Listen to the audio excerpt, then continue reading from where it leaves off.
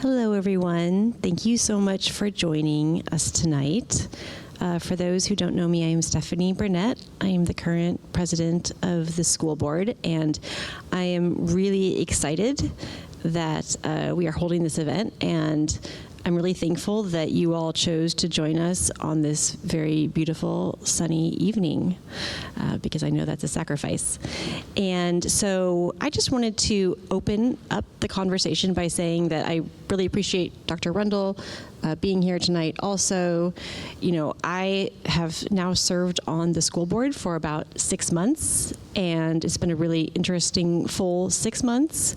And, you know, I was thinking back as I prepared for this evening about, you know, what I was focused on and thinking about as I joined the board. And, you know, I think that we've put a lot of really hard work into some of those things. You know, one of the things that mattered a lot to me was increasing how our community feels about our schools and increasing and building trust. And I know that's a long path, but you know, I think that we've taken a lot of really great steps in the past 6 months to support community school district relations, and I'm really open and looking forward to hearing from all of you about, you know, what your concerns you have, what thoughts you have, anything positive you would like to say, but I'm just really looking forward overall to hearing from the Mercer Island community tonight.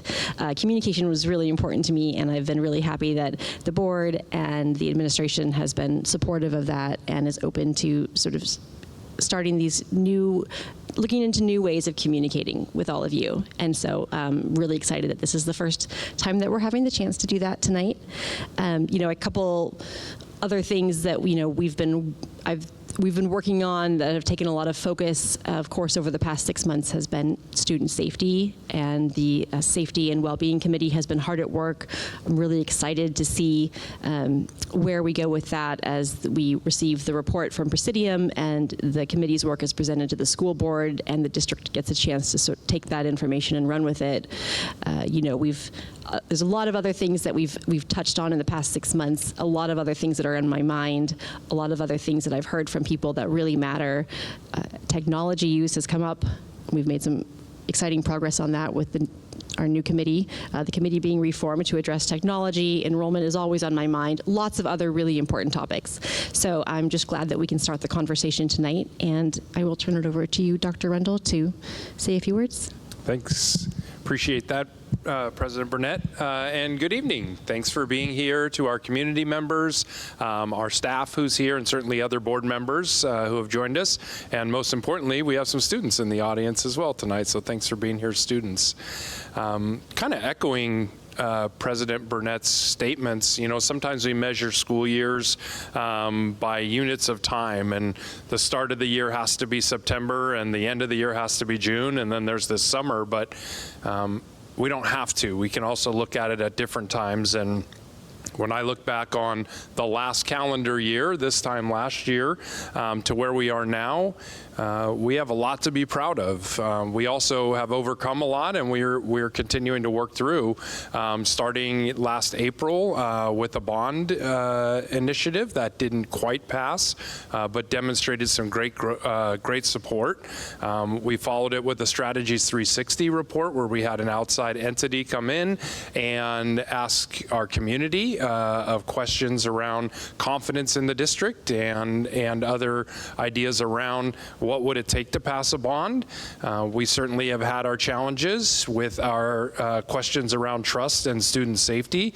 While both of the most public incidences have been from 2010 and 2015, it's incumbent upon us to take what we have now and make sure we're doing everything we possibly can to keep our students safe, physically, emotionally, and create a social experience for them where they can be kids, most importantly.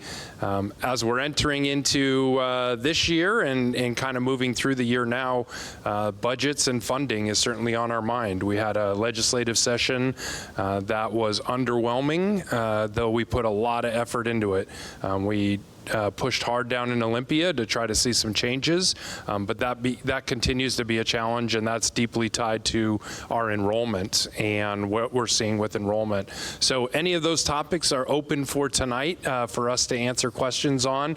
I'll preface it with we may not have a perfect answer or a completely finalized answer, but I hope this is our opportunity to be as transparent as possible, let you know what's on our minds, how we're approaching things, and ways that we can continue to partner and engage, because our schools are at their best when the students are benefiting the most. And what that takes is that joint partnership between our families and our educators, our leaders, and our entire community wrapping around our schools. So with that, we can start it with some questions or deeper topics. So would anyone like to go first?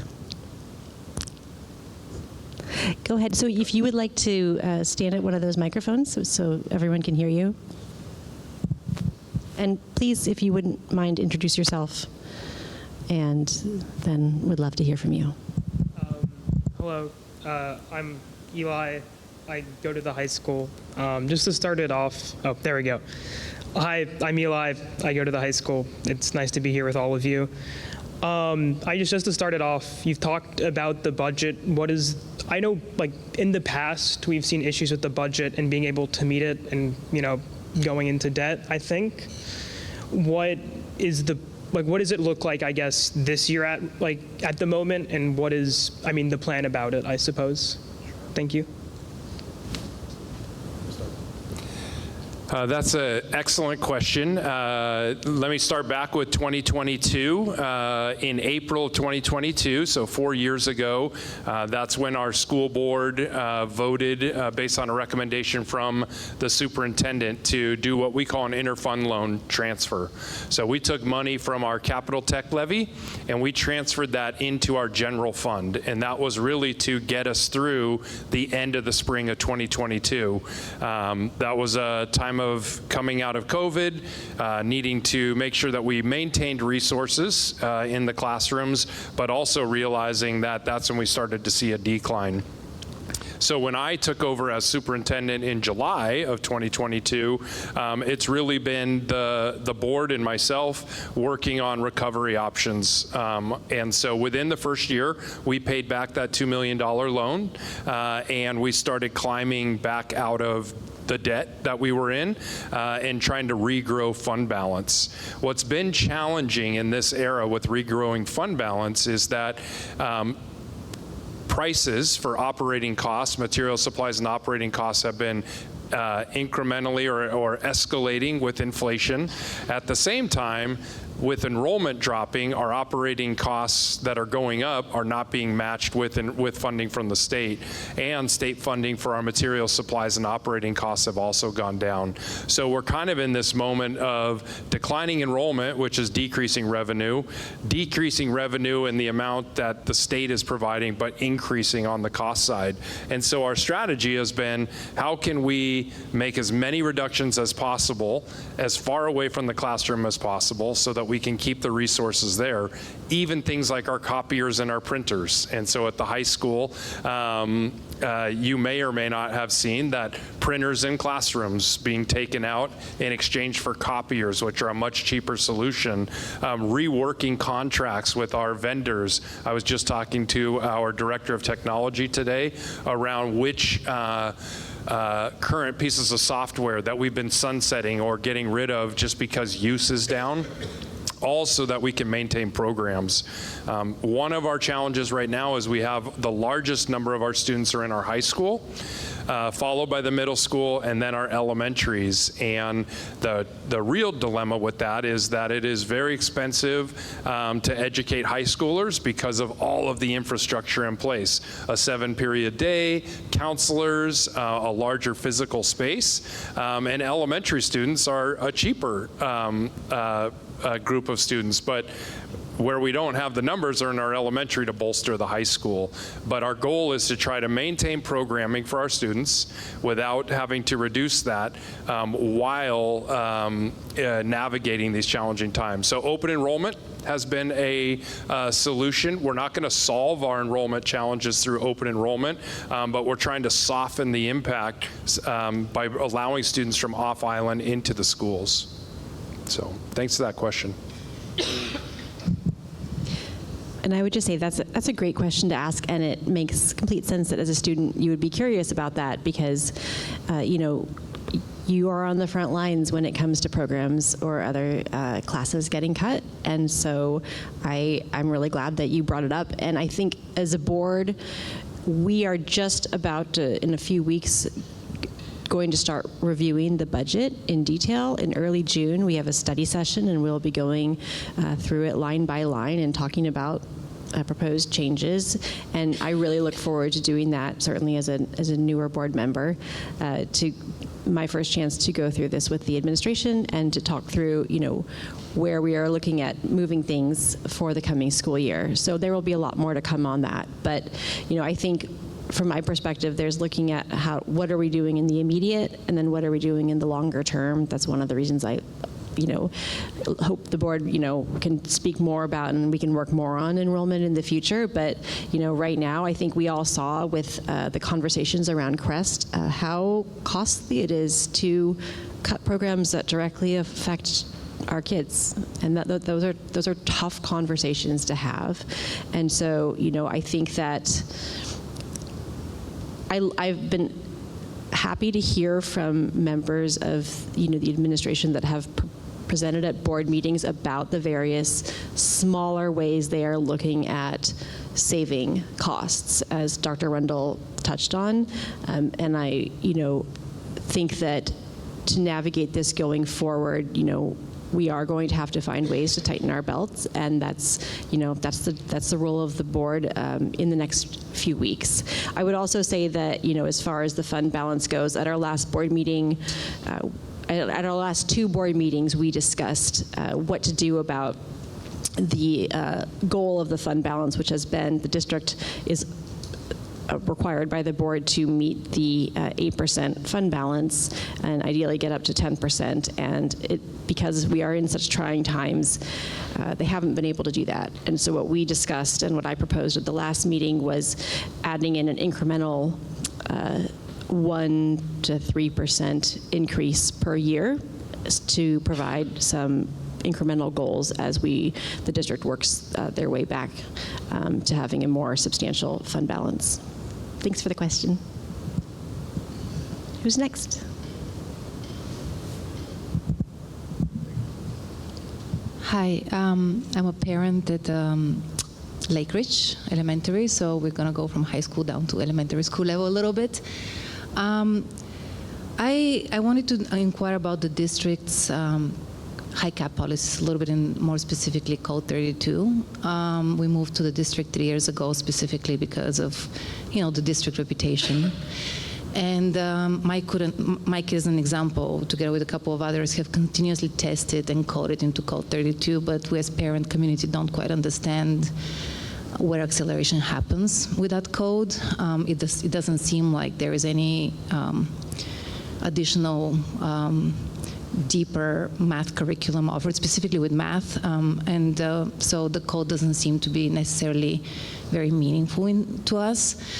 So we're just wondering, and we know as parent community that some of the other neighboring districts are offering a little bit more service around that, individualized service around kids who have continuously tested with 99 percentile in math. And that becomes very important in middle school. So we're obviously very concerned about the academic future of the children who continuously code in that program but don't get any acceleration. And we know some of the elementary school principals are working hard towards that, but we also want the district to provide a stance or opinion on this. Sorry, just hurried through this question, but hopefully verbalize it properly. So when we're thinking about our students, and it's a great question, over time, high cap education in the state has definitely evolved. When I first arrived in the district 17 years ago, we had one school. It was West Mercer at the time. There was only one way to receive services in HICAP, and that is to qualify universally in all areas, and then you could qualify for services. Different laws changed over time, and the first one was kind of this introduction of kindergarten, first and second grade, and needing to serve students from kindergarten through 12th grade, not just in certain grade bands. It was then increased again to say serving students just in holistically, we would say, in all areas. We needed to start finding models of how do we serve students in areas where they're showing giftedness or highly capable qualifications, and then that's where the Code 32 came in. We then added about a year ago that we no longer need, it wasn't just that we should assess students in kindergarten and second grade for qualification, but we needed to add another, and that's why we added 5th grade. All of these changes have been happening in an ecosystem without any additional funding. So funding has stayed constant over time, and yet there's been different expectations. Economies of scale is a challenge for us in our school district. Being small is fantastic for some things. It's a real challenge on others. For instance, then where other larger districts might be able to serve students, bus them, move them to different places, that isn't as easy for us. So our strategy with Code 32, and I think it's still evolving if I'm being completely honest, in terms of how we're serving students, particularly with math. I would say that over this period of time, some things that we have been trying to change are entry points and exit points for students in mathematics. It used to be that if you didn't accelerate by the time you were leaving elementary, there really wasn't another option to accelerate throughout your entire tenure unless you went to Running Start or took advantage of other options. So one thing that we did in the middle school is we added a 7th and 8th grade compacting class, allowing students who maybe didn't accelerate to begin with or accelerated once to accelerate again, meaning that they can get to algebra or geometry in 8th grade. During this time, I kind of have to look here to Aaron Miller, but I think we've doubled, if I recall, the number of students who are actually reaching algebra in the last several years. We've certainly doubled the number of geometry classes, and next year we will be sending, I think, 22. This is more of a high school piece, but I believe 22 8th graders will go to the high school for Algebra 2. So I certainly know there's work to be done to continue to push and provide different experiences in math. We definitely have different experiences in different schools as they're working to try different things. I don't know if your child is participating in the Walk 2 in some of the classrooms at Lake Ridge, but we're looking at some of those. I was talking to another family at Northwood where they've been doing some interesting changes in their 1st grade classrooms and trying to add. So it's really trying to figure out what works best and how can we meet the needs of our students, knowing that the ultimate goal is certainly for our students to achieve as high as they can in math, but we'll have some students next year who will top out math of all the courses we offer as juniors, and we won't have necessarily more math for them as seniors. That's where we turn to Running Start. So it's not just an elementary piece, it's elementary, middle school, and then high school that we have to be thinking about systemically. I would just say I hear you, and I know how frustrating it can feel as a parent when your child isn't receiving the challenge that they need. And I've heard from other parents also recently who have a lot of frustration around this. So I very much understand your concerns. And to me, this is something that the board has touched on briefly earlier on, but I hope something we can come back to at some point to have more conversations around. I also tend to see this under the larger enrollment umbrella of, what are things that we can be doing to ensure that our families feel great about having their kids enrolled in Mercer Island schools and that their needs are met. I have experience with the math pathways myself. My current 8th grader took the 7th, 8th algebra path, 7th, 8th combined class to get to algebra, and so I'm thankful for the pathways and where we've come, but I also know how challenging it is to take that path for a lot of middle schoolers. So hear you, and I appreciate you coming, and I hope that we can have more conversations about it in the future. Who's next?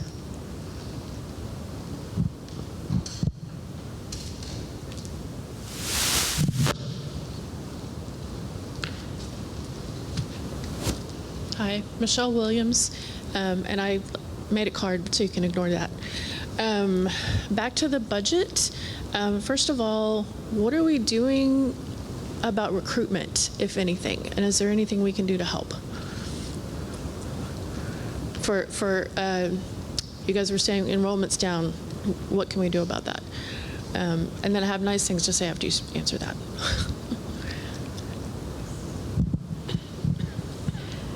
I think, I'll let Dr. Rundle speak to that as far as what the district has been doing, but that I see as, this enrollment is something that the board has talked about as something that we want to make sure, to prioritize as we go along. And, I think that there are probably 100 different answers to that question. And, from my perspective, a really important starting point is hearing from families as to what their concerns are, or families who have left and what those concerns are. We have, the board has requested data from the district, and I think that we are, there was we were presented with some data, and then at some point there was going to be a follow-up, so that is probably something that we should come back to at some point.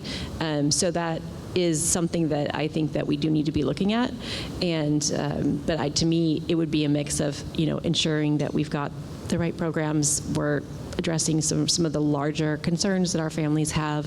We're looking at what can we do creatively to bring people back who have left. One area where I think that has worked really well is the Access for All program to support kids with language-based learning differences, dyslexia and dysgraphia in particular. I mean, that program is really expanding, and next year it's expanding even further. So, I know a number of students who have chosen to move their kids from Hamlin back to the district for this next school year. And so, I think that there are definitely areas where they're working on it, but there's still probably a lot more that can be done in the future. Yeah, I think we've been using kind of the mantra of attract, retain, return. How do we attract new families? Once they're here, how do we retain them through programming and support and services? And then how do we get students to return who have chosen other options, whether or not that's private school, homeschool, and thinking about those. At our elementary schools, we've increased the number of tours that we've been offering for both district families, but also out-of-district families. Our middle school and our high school, they give rotating basis private tours to either small groups or individual families, and that happens throughout the year, but particularly in the spring. Our high school and our elementary school with some middle school representation have visited Hamlin Robinson and worked with some of their teams, especially as we start thinking about returning students back because they terminate in 8th grade. So we are seeing increases in 6th grade and 8th grade as those transition years, but we believe, based on a survey of roughly 100 private schools, 360 degrees around the island, that we probably have somewhere around 500 students who have a 98040 zip code but don't attend our schools. That's 10 to 12%, which has been historically where we've been with those numbers, but we would love to try to attract more of those families back and do so in a way that preserves programming for our current students while also increasing capacity. Gotcha. When my daughter started in 2nd grade at West Mercer, open enrollment was not a thing, and I was unaware until about a month ago that there was open enrollment for some of the schools. So getting the word out a little bit might help. But I wanted to say nice things. She came in with issues. Everybody from Nancy Murray back then as being the special ed person all the way through. I mean, she has just been wrapped around the whole time, supported. Her growth is phenomenal. Anytime I get the chance to sing the praises of the Mercer Island School District, I do it, because for us it has been a miracle. So I wanted to just put out thank you into the universe for all the Mercer Island staff and teachers.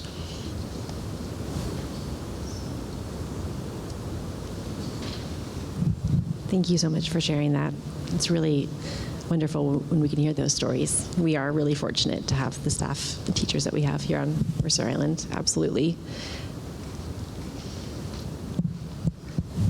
Hi. I'm going to shift gears a little bit from the budgeting to kind of our focus on student safety. So it is my understanding that as of February 4th, there was a $13.4 million tort claim filed against our school.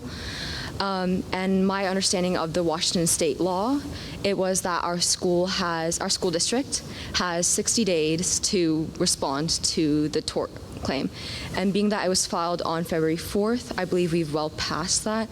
And I know obviously there's things that we can't talk about in detail about the tort claim in general because of legalities. But I also know that our school has been pushing the boundaries of transparency and really trying to get that out to the school district. So I kind of want to ask, I guess, where are we in terms of the tort claim and what's the outcome been? Great. So along those lines, I'll open it with this, and that is that, there are days when I think my emotions come out about what had happened, whether or not it was in the past or even allegations that emerge. And I think, I have super hard days trying to think about what didn't we do, what do we do, and what can we do. And so I know it's been on the mind of our students and throughout this school year, but even before that. With respect to the tort claim itself, the response is a response back to the former student and their attorneys and representatives. And what happened once we had the tort claim is then we reached out to our risk pool, which is the Washington State Risk Management Pool. They assign us an outside attorney. And then Assistant Superintendent Aaron Battersby, myself, we start working with our outside attorney, and that's the person who really does the engagement with the other party. So in this case, a former student and their attorney. So we met that portion of it. We've reached out and we've started those conversations. How it all unfolds in terms of will it go to trial, will it be settled or whatnot, it's way too premature to be able to answer that in a setting like this. But I think our focus has been on not just thinking about, well, how are we going to defend ourselves, but as President Burnett talked about, we're just trying to be very proactive about the things we can definitely control. And that's with our Safety and Wellbeing Committee, breaking into 3 different groups, hiring Presidium to come in, who wrapped up their visit just a couple of weeks ago. We'll then get that report and continue to try to make our schools even safer than they've been before. Our students on the Healthy Youth Survey that just came back, and we haven't released all of that data, by and large continue to talk about feeling safe in their schools, 6th to 12th grade. But any student not feeling safe is one student too many. So where we are in the tort process, it's hard to say, from start to finish, but we are meeting all of our obligations. I'm going to add one more answer and kind of preempt of, where does the money come from if there is a settlement, or if we do go to trial and we were to lose or something, where does that money come from? Is it going to further impact other programs? But that's why we pay the insurance into the Washington State Risk Management Pool. Any school district cannot insure itself. It is way too expensive. So we're part of one of 3 kind of big conglomerates around the state of districts. There's about 90 member districts that we pay into each year, and it's to help us with legal costs and things that we wouldn't be able to pay out, and that's where those supports come from. Yeah. I want to ask, being that this has actually been, I'm a student leader at our high school right now, and a lot of questions have been raised to me about the tort claim itself and where we are at, because a lot of people saw that 60 days thing and were like, well, where hasn't there been an outcome? And so do we intend to put out like a statement being like, hey, like we're actually still in the process of it, and talking about that budgeting, because I know a lot of students were also wondering about the budgeting, and I think all of us here have the answer today that it comes out of that pool of insurance that we've paid, but I think there are a lot of students and a lot of families who are not in understanding of that. So do we intend on putting out a Parent Square message, an email regarding, hey, here's where we are in terms of the tort claim, and here's what the outcomes could potentially be? In terms of like a play-by-play, you can, there isn't an intention to just follow up on every single move that we make throughout that entire process.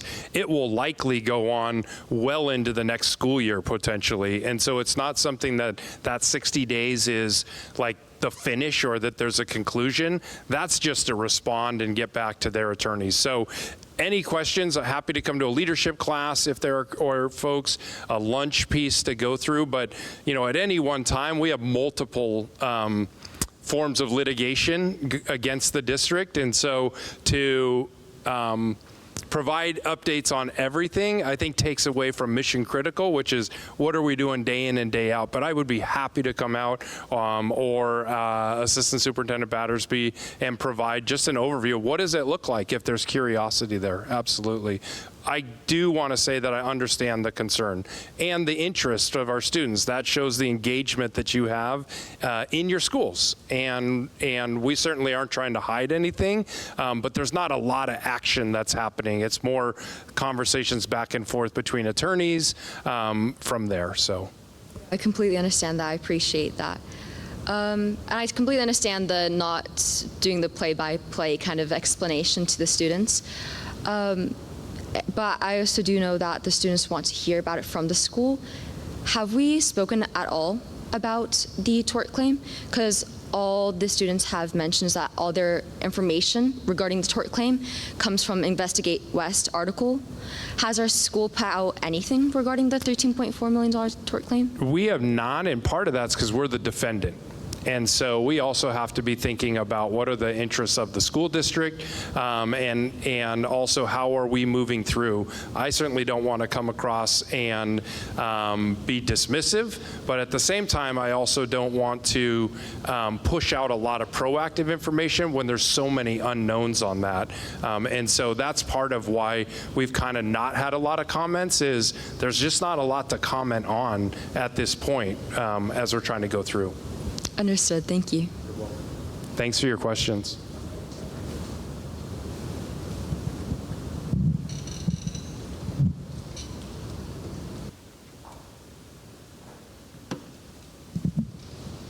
Superintendent Rundle, what year did you, I just want to recall, what year did you start working for the district?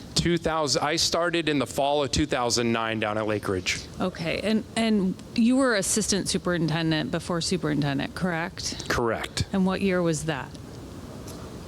Let's see, that was with Dr. Plano around probably 2015, 16, 17. Okay, so my understanding is that you were the assistant superintendent when some of these sexual allegations were known to the district, and then they were hushed. And so I understand from your comments earlier on that they happened in 2010 and 2015, but the school district did know. So one, I'm concerned that there's a conflict of interest if you're representing the school district in these cases, because you could personally have an interest in making sure that, your position and other people who work for you are protected.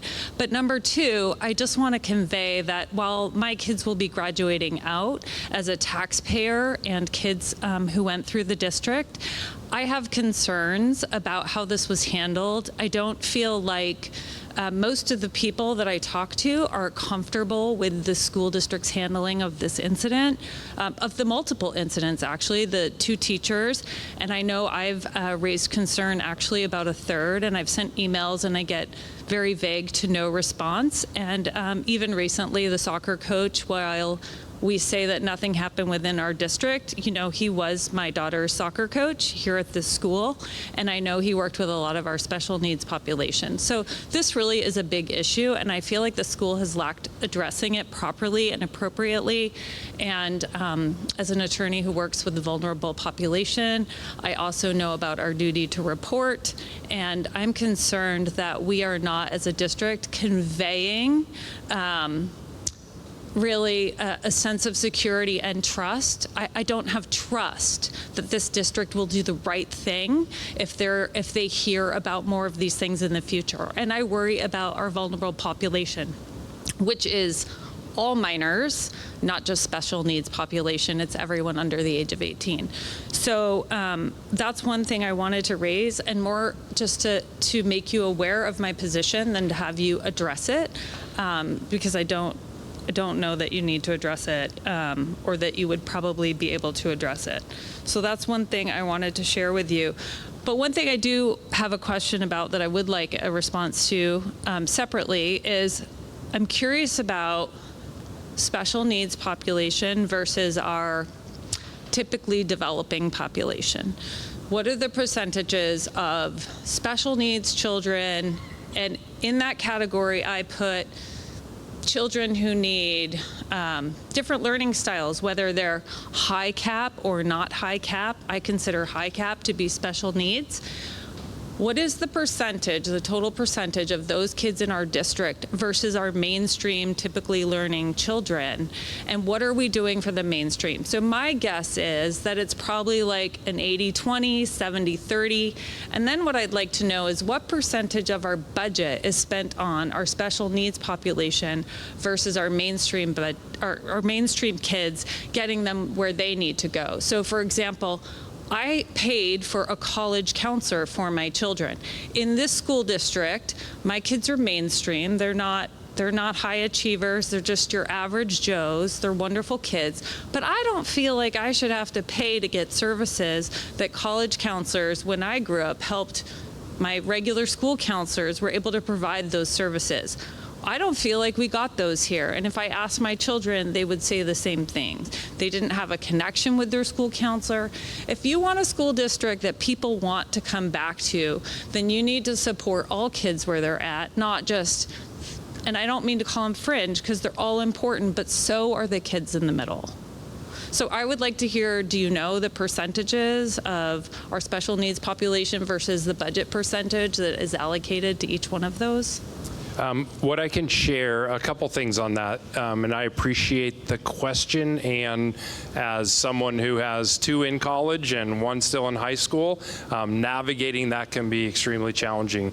We have I think we have about 11% right now who are receiving special education services across our district. As far as total high cap numbers, it usually increases to above 30% by the time the students are getting into high school. So we have a fair number of students who qualify for those services as well. So that would be about 40% or so, just guessing kind of off the cuff. What do you consider high cap? Is that AP or? So highly capable, it depends on the level. So in high school, yes, it's more of the honors classes, AP classes, and others. Percentage of budget spent, maybe a number that I know off the cuff a little bit more is how much do we overspend on special education compared to the revenue that we receive from the state or the federal grants that we receive. And that is going to be this year around $3 million. So we will spend an additional $3 million that we don't receive for our students receiving special services. And those are determinations that IEP teams have made based on what those students need. That's a challenge for us, because where does that $3 million comes from? It comes out of our levies and other basic ed areas that we could otherwise be spending. So some of my frustration that I share with you starts back to the budget in terms of how are we being funded as a school system. Another area where we continue to be underfunded is even on employee benefits. We are spending money out of our own levies just to pay for employee benefits out of a state plan that the state requires us to have. Those are all eating opportunities away from wanting to push more money back into our classrooms. And those are those operating costs that we just aren't keeping up with as a state. Why are we spending money on employee benefits that are beyond what the state mandates? We have to, by state law. I see. Yeah, they're not, it's a fixed cost for us. It's not Okay. something we're choosing to do. This was a state plan that they changed. Prior to 2017-18, we used to be able to negotiate our own benefits out on the open market, and we could get much better rates than we're getting now. The state pushed all districts into a state benefit plan that our employees have to choose from, and then we're required by state law to fund those components. The state theoretically should pick up the whole thing, and they don't. I see. So your point is well taken. How do we get more money into our counseling services so that families aren't spending out of their own pockets for college counselors or tutors or other components? And believe me, I am right there with you trying to solve that puzzle with the variables that we have at play. Okay, and I don't want to be totally critical of the school district, but I feel like I'm here for feedback, not to give you a pep rally. And Stephanie's my neighbor, so I can give her the pep rally later. But I just want to also give some feedback of why I hear kids leaving or why I even considered it myself. And so my kids started in private school and we moved to the school district for public school, and I often have wished that I stayed in private school for various reasons. I think that there's been wonderful reasons to have them in public school, to be around kids of all different backgrounds, all different religions, all different ethnicities. But there's been very big struggles too. And I think the real reason I wanted them in school here was for academics. And I think we spend a lot of time on things that aren't reading, writing, and math. Islander hour has been, I'm sorry, it's been worthless for my kids. That could be time spent doing something much more meaningful. I think that in the middle school, they had something similar. My kids hated it. It was not meaningful to them. What would have been meaningful is good math curriculum, good math teachers, extra time with math teachers, better science programs. Why are people leaving? The highly educated people that I know are sending their kids away because of the fundamental education value that they can get at a private school. They don't want the time spent teaching their kids things that they should be taught at home. I 100% agree we need to teach kids to be kind and considerate, but that doesn't need to be hours spent doing Islander time or some of these other kinds of things. I don't want to sound like I'm this horrible person, because I'm not. I do a lot of social work for our county, for vulnerable populations, so I very strongly believe in that work. But my job as a parent right now is to educate my children, and I feel like we're failing. And if I were to say the number one area we're failing in, it would be math across the board from middle school through high school. So that's my last comment. Thank you.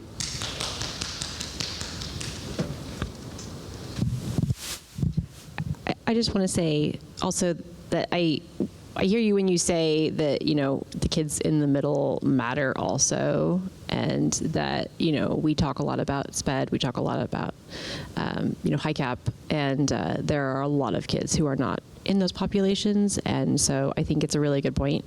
It's something that I'm interested in when we look through the budget to, start asking those questions and getting more information about that. So definitely understand where you're coming from there.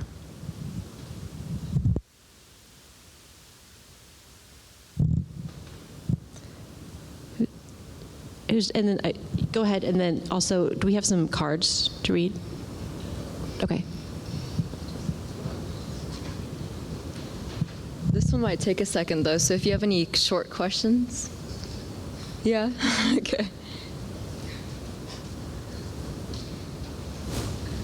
Sorry, I just wanted to touch on this because it applies to me and it's similar to the previous question. I'm currently a sophomore and I'm attempting, right, along with a number of other peers, to enter into Calculus BC, which is the current highest class that is being offered at the high school. And while not officially, I've received feedback from people through leadership and through Principal Wold here that it appears that it's not going to be offered in 2 classes. And given I think there's roughly 40 students who are attempting to take it next year, you make this claim that we're trying to provide this highly capable education. I'm being told something very different. I'm being told that it's likely not going to be offered to me, and that is very concerning, especially considering the window I currently have to apply for the fall running start, which is not an option I would like to do. It revolves me setting up my whole schedule, right, around taking a couple class, like 1 class, personally for me, driving there, driving back. I can't afford to miss classes here to make up for it, obviously. I'm being told that's not going to be offered to me, and the window, if I wanted to even sign up for running start, which is not advisable, for the fall closes Wednesday. So, I'm hearing that you're saying you want this. That's not what I'm hearing. I just wanted to ask you about that. Eli, it's a great point. And I think it accentuates the challenges that we have and the choices that we have to make. So I hear what you're saying, that you're not hearing that we want it. And what I'm here to say is we have tough choices, because our caps in our classes right now with our contract is that we can have 33 students in a class, and that's as high as we can go. If we have 40 kids who want to take it, we have a choice of opening up another section, and another section's roughly $30,000. And so if we open up that other section, then where's that $30,000 that we can't spend somewhere else? And in a time when I just sought some permission from the board to keep Crest running at the levels that it is going to have to be putting a pause on growing fund balance. And our fund balance right now, we don't even have enough to cover 1 month of operating costs in basically our savings account. We've been running like that for some time now. We even took apportionment advance, and that's where we went to the state earlier this year and we said, there are going to be some lean months, because unlike employees who get paid equal increments throughout the year, the state gives us different amounts depending on the month, and that has to do with their revenue stream. So they give us the most amount of money in June, July, and August when we need it the least, because our operating costs are down. So we actually went and we received some money ahead of time for our July and August so that we can make sure that we smooth out our operating costs throughout the year. And so what we have to do is make tough decisions to say, if we're going to offer a Drama 1 class, because if we don't offer Drama 1, then we don't have Drama 2, and we essentially wipe out a program. Is that more important than Calc AB or Calc BC? And it becomes a really challenging topic. And so I hear exactly what you're saying, and what I don't want to say is that you're not important, or that your trajectory in math is not important. But those are the questions that Mr. Wold and I are talking about constantly, and other leaders in the school, is where can we get some of that funding? We're even looking at private foundations, looking at our own school's foundation to see where can we get some of that so that we can run those smaller sections of classes. I was just talking to Mr. Miller in HR today about elementary, and we have some large 5th grade classes at one of our elementaries right now. Do we open up and make those larger classes 3 classes instead of 2? But if so, what can't we do in 3rd grade who also have slightly larger classes? These are all the trade-off conversations we're having right now. And I know you're up against that deadline in terms of Bellevue College and some of the others. So we're trying to work on that just as quickly as possible. Completely understand where you're coming from. Do you want to follow up?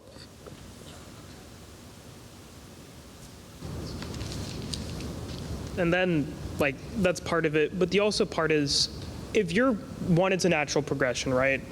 Like if I'm, say, in algebra, I'm going to assume that I'm going to take geometry next year.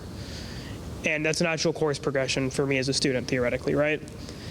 Another part of the issue I faced was this was not ever officially told to any of us. If I had not learned about this, I would be, I mean, pardon my French, I'd be up the creek without a paddle. I would go into the summer and I would be told, hey, this is not going to be on your transcript, theoretically. Well, I mean, we'll see what happens, right? But I'd be told it's not being offered to you. And I would have to scramble to find something else. And I think if you're making those decisions where you're going to have to be making cuts, if that's what has to be done, if there's not other options, like I know sports can be expensive, something like that theoretically, but if you're making those options, I guess why is it not being conveyed to the community, especially considering there are people who are going to be affected, like me, by these cuts? And then had I not learned about this, obviously, through non-official sources, I would be out of luck. So why, I guess, are you making that decision to not inform the community of potential issues ahead of time? So we've neither made that decision yes or no, and that's why we also push schedules out to students in June so that you do know what some of those might look like. So, you know, we went from 40 students being impacted to 38 to I think 37 now. And so as those numbers change, because we have what we call conflict matrices, and that is when you run the entire schedule through, there are some students who naturally then withdraw from a class because they'd rather take something else. So some of these solve themselves as we go along, and that's why we're also looking at other options to find funding mechanisms to be able to support that. So it isn't trying to hide the ball, but there are lots of moving parts on May 11th today that we're not even to the end of that process. So we'll continue to have conversations without question with students, but we still have a long way to go, and we're really trying to make that class work.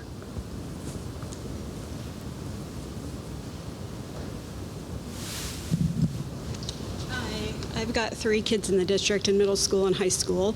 The math passion, this is not new, right? I feel like this has been years and years of this.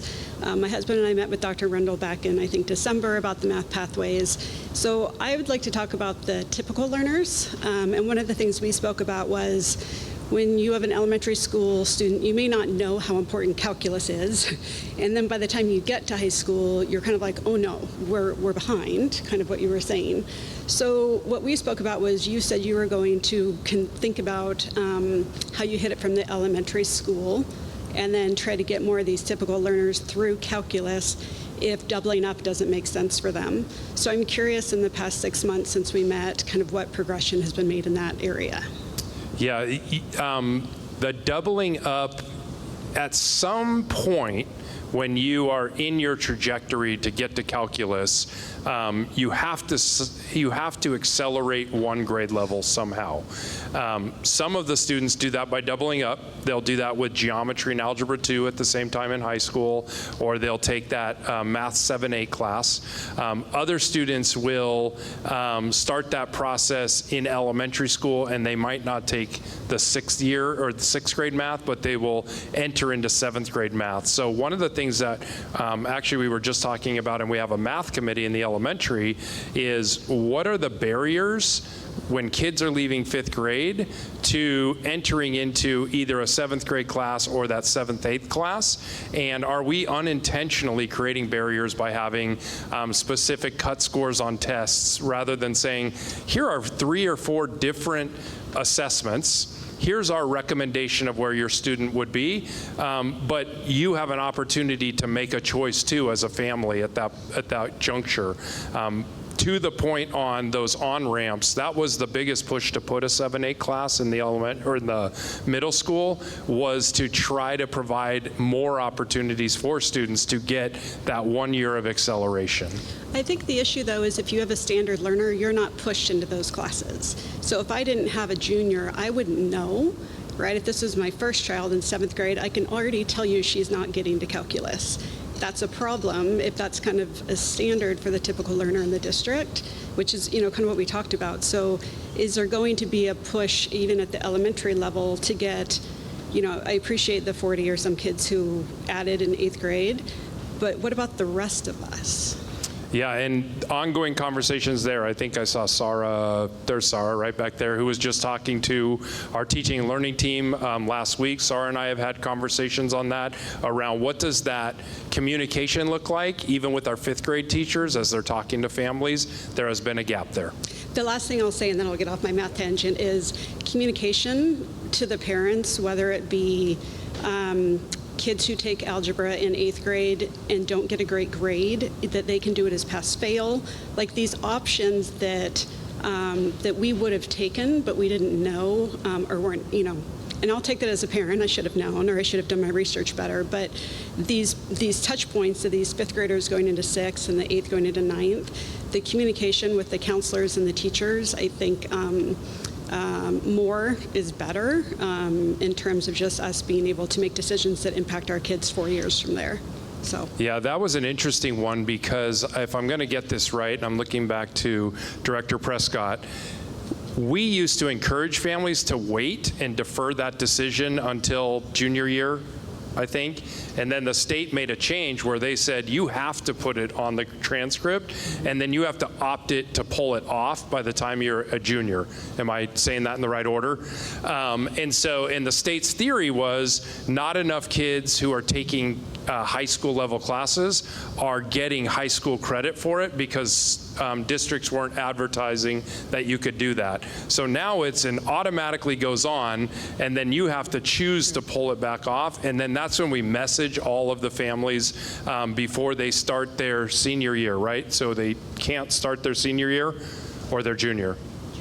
They can't start their junior. So then we're messaging families to say, do you want to pull this off or leave it on as is in terms of that? So. I think the issue is, though, if you have an 8th grader who didn't get a great grade, but maybe felt like it would be okay to keep going, we had our son repeat it because we didn't want that grade. If I would have known pass-fail was an option, we might have made a different decision and had tutor to support, but keep him on that path. So again, it's just a communication thing, I think. Okay, now I understand that issue. Thank you.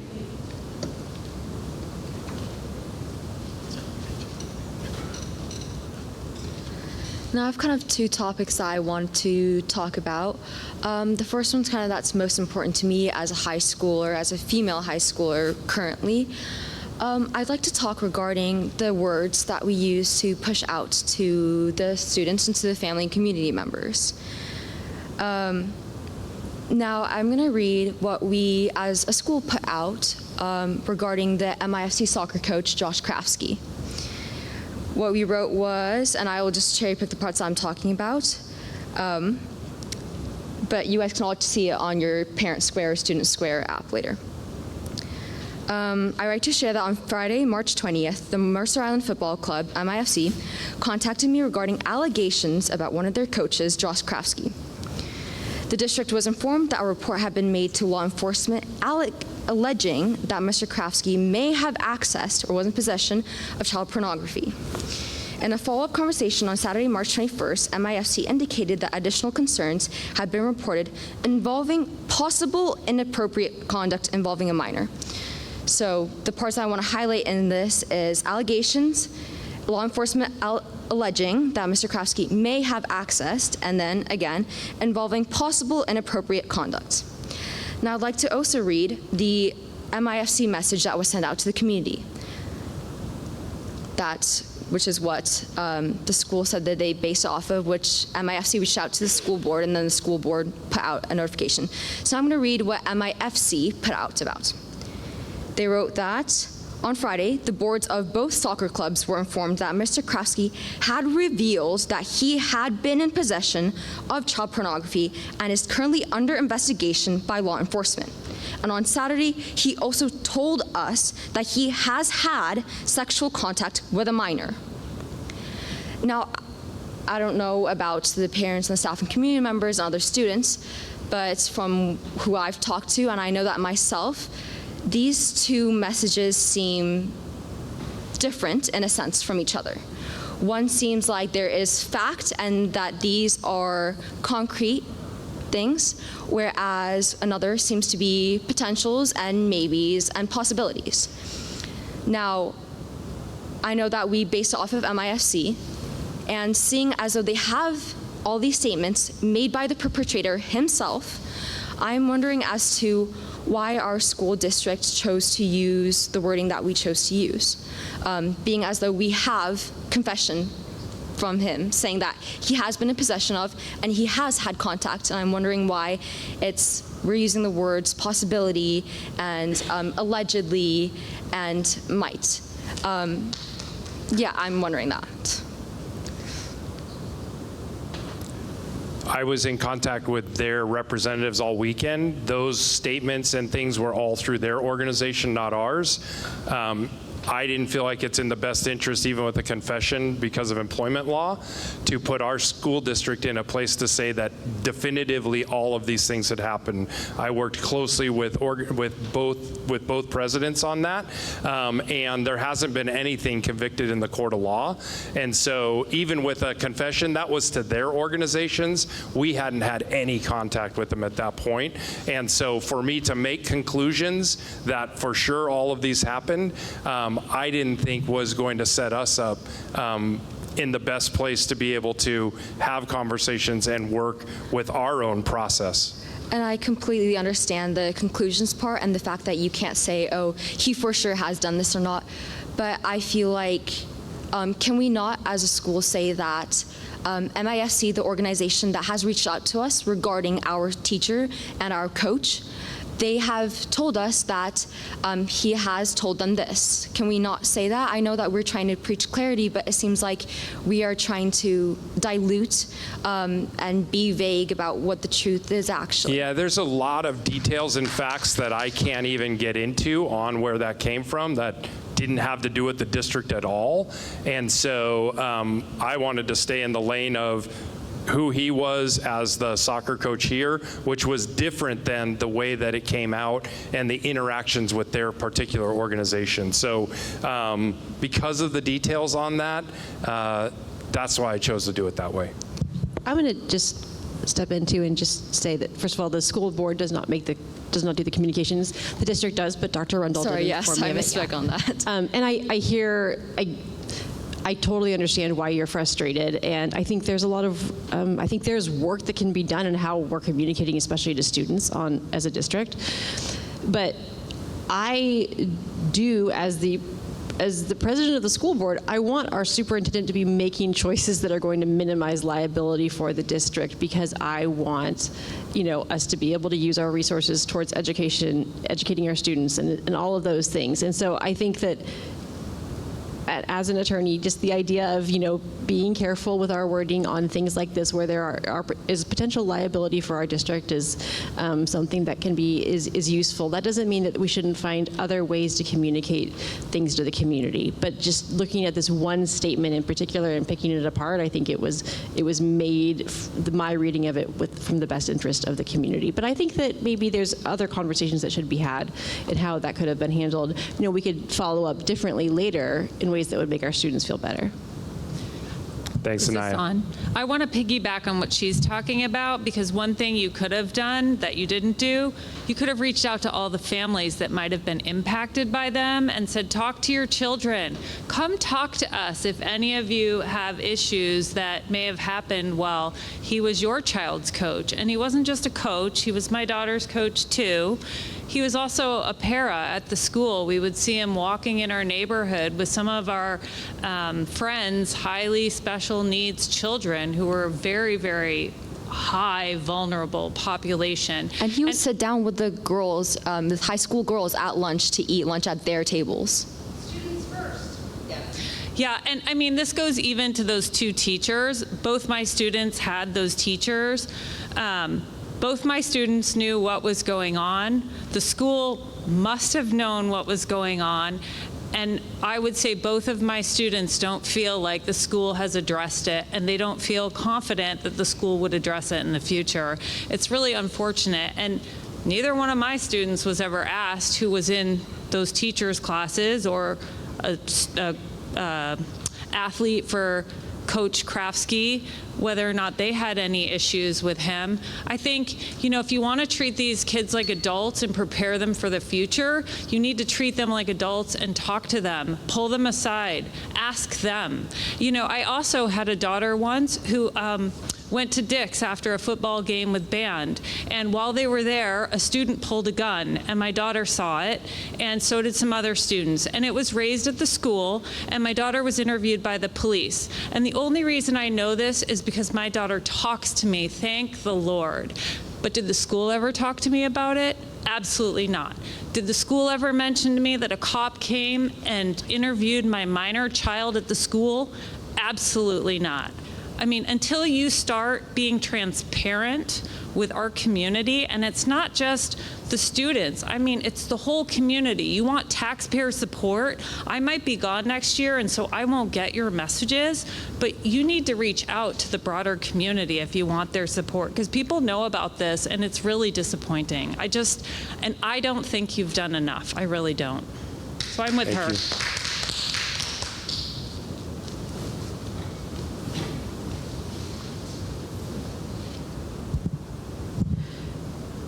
So your points are all well taken, and I think that one of the things I hope that we get out of this, that we take from this, is what we can do going forward, what positive steps we can take, affirmative steps we can take going forward to make sure people do feel, that the district is communicating properly. So if anyone has any ideas or specific feedback that they would like to share, I welcome you emailing the board and sharing that information with us, because we have a lot of smart people in this community, and we're trying to figure this out too. So would love to hear your feedback on that. Could we have the note cards, Ian?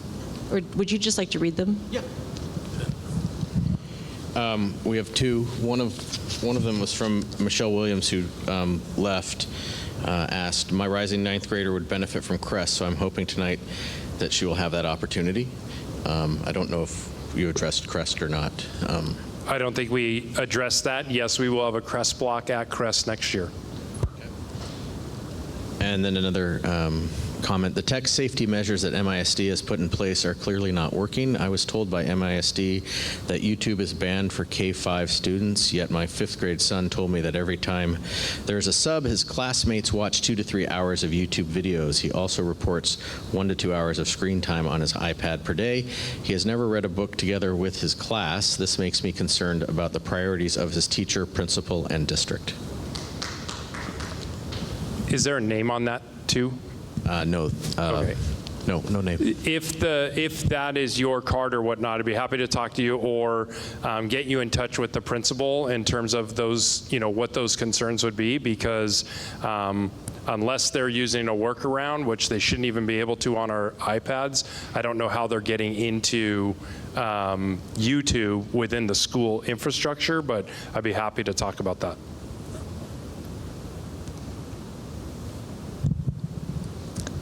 Okay. Do we have, now, just to be clear, I want to make sure, has everyone who would like to say something had a chance to speak? Okay, go ahead. Is this? Okay, there we go. I wanted to touch upon all the issues. I think, at least personally, one of the steps is to review what's happening at the administrative level. Because, obviously in 2015, right? But if this happened a few months back, right, there's clearly something, and we have to assume, I think there's an issue at some level with the system. And I think it's not going to be proactive if we blame it on individual actors, right? I felt, at least at the very beginning of the year, a lot of blame was placed on the actors, but not on the system that enabled them to take these actions, and then for like a decade and a half, didn't bring them to light to the community. So I'm wondering what steps you guys are taking in order to address those systemic failures, I imagine, that enable these kinds of actions and stop people from commenting on them, stop connection out to parents, to the community. What are we doing in that sense? A few different things that have taken place. One is we launched a committee. Two, we partnered with Presidium, who, when they were on site and visiting us, usually a recommendation is to form a committee, and we've already formed one for there. We've also gone through down in the archives and reviewed hundreds of employee files, even just doing checks on what's in those, and we've been re-reviewing things that happened before many of our times who have been in the school district to look at those components. And so we will continue to both look retrospectively, look at today and into the future with all of the different resources that we have, Eli. So it's a great question there, but I would also say that our biggest goal is to disrupt a frightening national statistic around the likelihood of girls, boys, and students who are non-binary, transgender, LGBTQ on the likelihood of them being sexually assaulted or molested by age 18.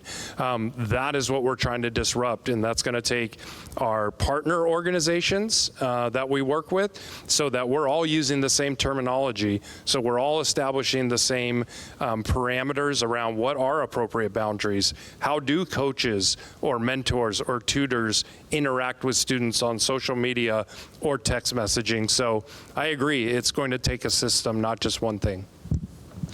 And I would say, I also completely agree that it's a systemic issue and that it's something that we need to address on that larger level. And that's one of the things that we've really been working hard on for the Safety and Wellbeing Committee.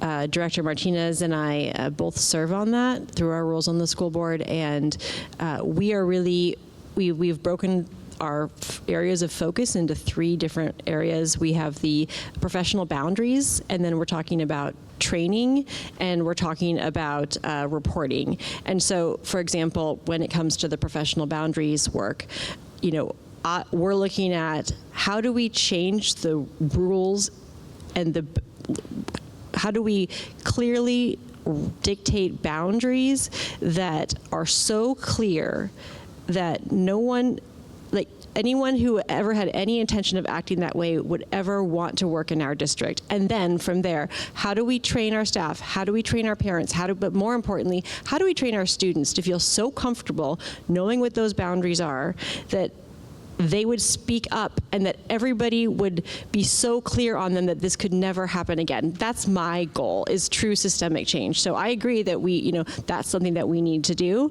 And that's something that we are, as a committee level, working really hard to do. And I think that, that will take time, but I do believe that, we are headed in the right direction there.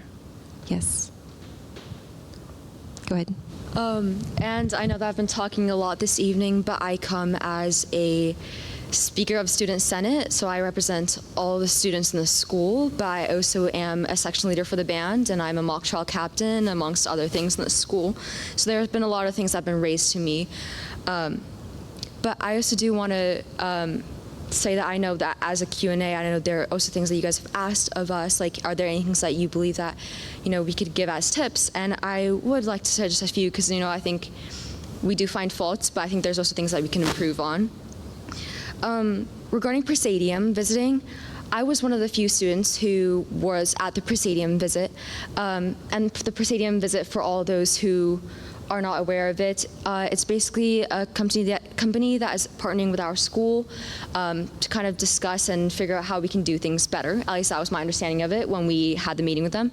It was 2 female representatives from their company, and then also a few students from our school.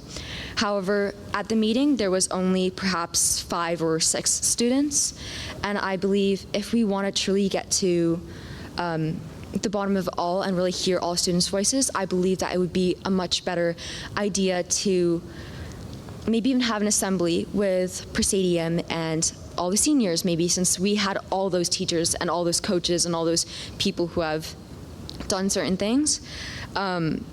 Or maybe even just as a whole school in general, or maybe it's student leaders.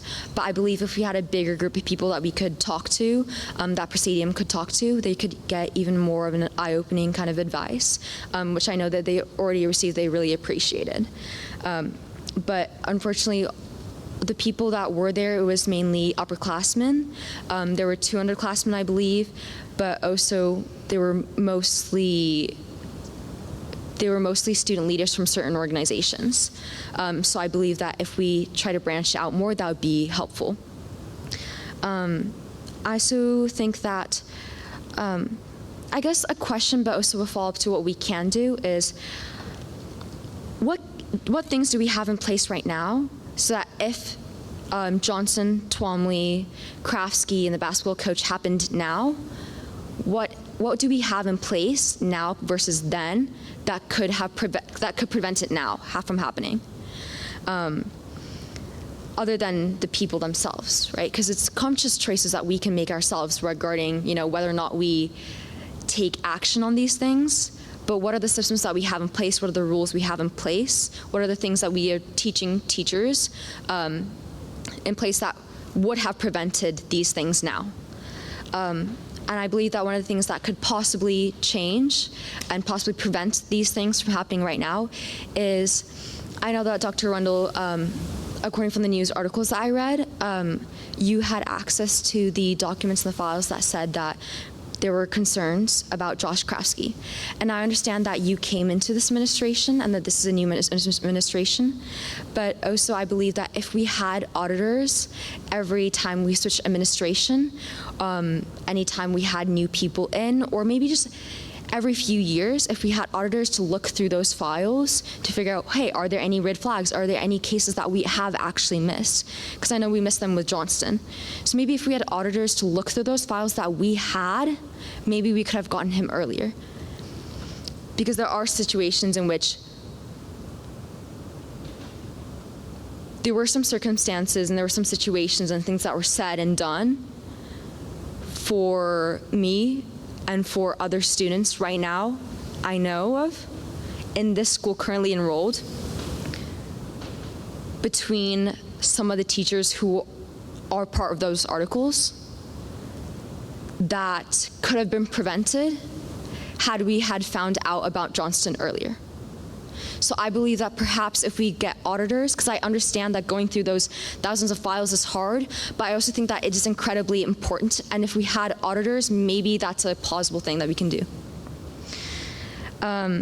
This is also the last thing that I want to touch on as for right now is that one of the biggest things when it comes to reporting sexual assault, sexual harassment, one of the things that stops people a lot is because of victim blaming. Now, I filed a report against a teacher about a month and a half ago, and I made sure to keep my name with that case. And you already know which case I'm talking about because I talked about this a few weeks ago at the Q&A that we had with the seniors. But I made sure to leave my name with the case file because I wanted to make sure that I would be in the know with what was going on and that it was not anonymous, at least the reporter, me, wasn't anonymous, so that I could get updates. And a month later, when the school administration, so I believe Dr. Rundle, Mr. Wold, Ms. Prescott, and a few others had a meeting with a bunch of the seniors during Islander Hour one day for a Q&A regarding the situation. I brought up regarding why have I not been reached out to regarding this misconduct that I witnessed and that I had filed about a month earlier. Why had it been a month and I had not received anything back? And from then on, I've received explanation and I've talked to that, but that only occurred because I brought it up during the Q&A. But one of the responses from Mr. Wold was that his first response was that, in cases like this past where students have brought forth a concern, students have circled back to get updates. That was his initial response. And he then later followed it up with, but not that it is the student's burden. However, by stating that, in these past cases, students have come to us about it, that already plants the seed of it is up to the students to say that.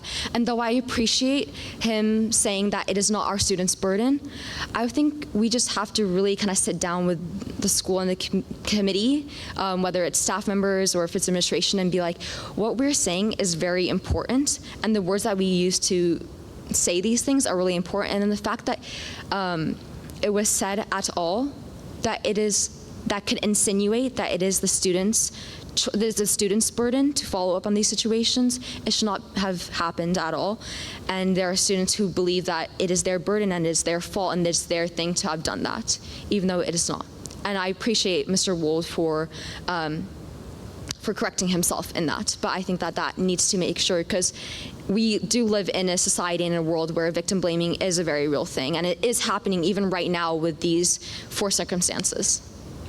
I think we talked about that after that, and you met with Ms. Prescott, so I don't know where that is. I can connect with you afterward. She emailed me back and gave me a detailed thing on that. However, I emailed her back asking to get some clarification regarding it. I then did not receive a response for a week, and when I followed up with another email, she said that she could meet with me later in that week, and when I told her which day would work, I have not received a response, and it's been a few weeks. You could certainly follow that, and I can. And like I said to you on that day, there's clearly things that we're continuing to get better at. Since that audit, you had talked about auditing files or looking at those, we've created databases now, so that the next superintendent who comes in after me doesn't have to start with a blank slate. That there's the next principal that follows Mr. Wold doesn't have to start with a blank slate. The next principal coming in behind Ms. Budges has full access to all of things that weren't in place before. And then the only correction I'd make on the Josh Krafsky is I don't know where that came from. There aren't any folders or anything from the past around the allegations. Sorry, this is about there. Johnston. Okay, you had allegations. mentioned Krafsky, and so that's why I was just trying to correct that when you had said that. So now I understand where it come from. Yes, that is Johnston's allegations that were on file. Great. And I have actually heard about the spreadsheet by Ms. Prescott when I brought up to her the allegations that I had made and the files that I had brought forward. So my question, I guess, in that is, from my understanding of what the spreadsheet was about from my one-on-one with Ms. Prescott, was that this is a spreadsheet that has started now, and is kind of documenting what each teacher has, and if there are any flags that have been ticked by students or by staff members or community members regarding certain staff members, and what the school has done in place for it. But my question is then, but what about in the past? There's both. Okay, Yeah, so that's what I kind of want to ask about. Yes. So it's including the past and current. But 2 separate pieces, yes. Okay, thank you. Anyone else? Yes, go ahead.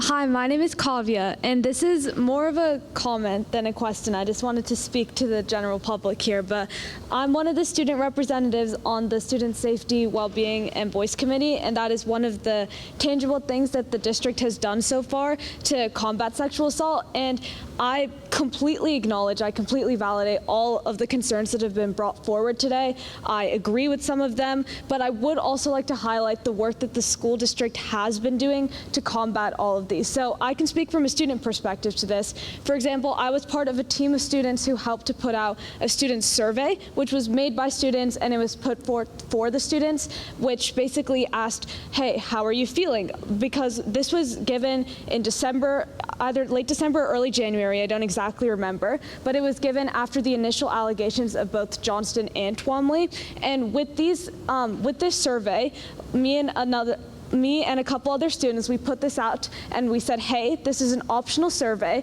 but we'd love to hear from you. And we made the survey optional so students didn't have to fill it out. And we still received 400 responses from it. And with that survey, those results have been given directly to Presidium, and they are now working with that to form their final report to give to the school board, to advise to our community on how we can better ourselves.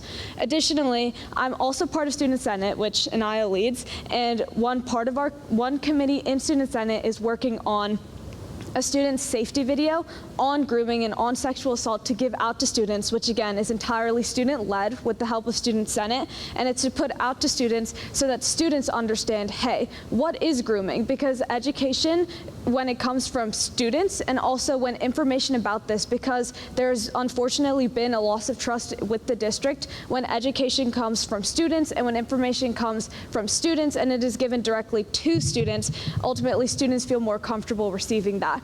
And me as a student, again, I understand that there have been issues with transparency. I've seen that, but personally, seeing all of the updates that have been coming from the district, I believe that transparency has been increased. And although it is not perfect yet, as we've seen from some of the suggestions today, I always think we can strive to improve, but I would like to highlight that there has been significant growth in our district from a student perspective and from somebody whose family has seen this growth, from my friends and peers who have seen this growth. And again, I'm not saying that everything is perfect. Obviously it isn't. I don't think that any administration or any district can be perfect, but I would just like to recognize that there has been a lot of positive change and there has been a lot of feedback incorporated into systems, changing systems today, and I believe that the district's goal is, it comes from a genuine place and it comes to better the school district and to make all of our students feel safe. So thank you. Okay, thank you all so much for attending tonight. Really appreciate it. I have been taking copious notes on my extremely glamorous notepad here, and just really appreciate you all taking time out of your busy days, busy lives to share this information. I know I anticipated when we set this up that it's not all going to be, positive, that people that want to be heard, often have things that they're concerned about. And so I'm really glad that we've been able to do this tonight. And, I think this is something that we take really seriously as a board, and I believe that Dr. Rundle takes very seriously too. And so we aren't just sitting on this information. Really appreciate your feedback, and I look forward to hopefully doing more to communicate with families, with students in the future, and to continuing to work to make our district as great as it can be. Did you want to say anything else? Sure. I too appreciate the questions, the wonderings, and even criticism, because that's how we're going to get better. Thanks to Director Bradley, who's here tonight as well, Director Lee, Director Martinez, and I don't know if Director Tucker was here, but and then administrators, families, and students, thanks for coming out tonight. You can always reach out to us as well. This isn't your only opportunity. That's why we're in a small district in a community like this, is we get a chance to talk to individuals. So have a great night, and thanks for coming. Thanks, everyone.